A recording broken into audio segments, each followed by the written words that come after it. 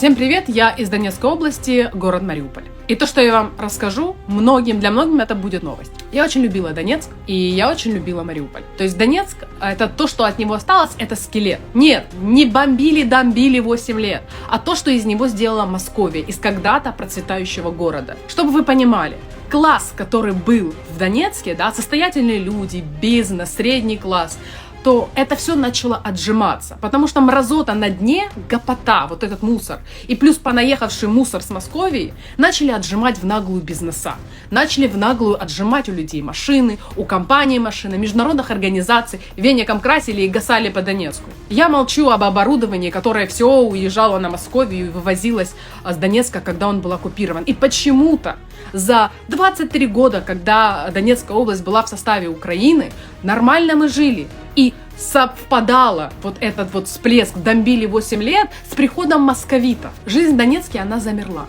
Город не развивается. Город, такое чувство, знаете, как вампиры высасывают из него. Вот это то, что московиты высосали. И сейчас, по сути, у власти либо это предатели и, как сказать, приспособленцы, или вот эта мразь, гопота, которая была ни с кем и отжала у людей то, что им принадлежало, квартиры.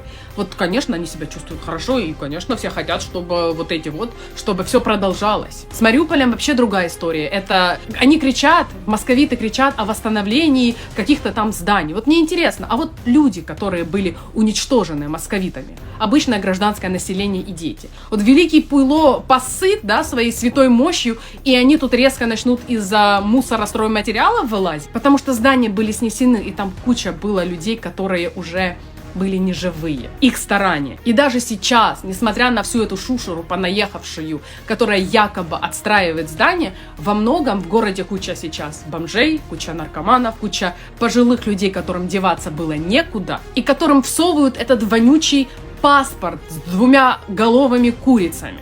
Ни одна страна мира не будет так всовывать, раздавать свои паспорта, потому что они имеют ценность.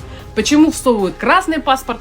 Потому что им, простите, даже подтереться нельзя. Жестковатый. Но у многих людей нет выбора, потому что либо у них заберут жилье, либо их выгонят из их собственных домов. И это вся правда, потому что нормальные, адекватные люди не ждали Московию, не звали Московию. А Московия куда приходит? Туда приходит разрушение.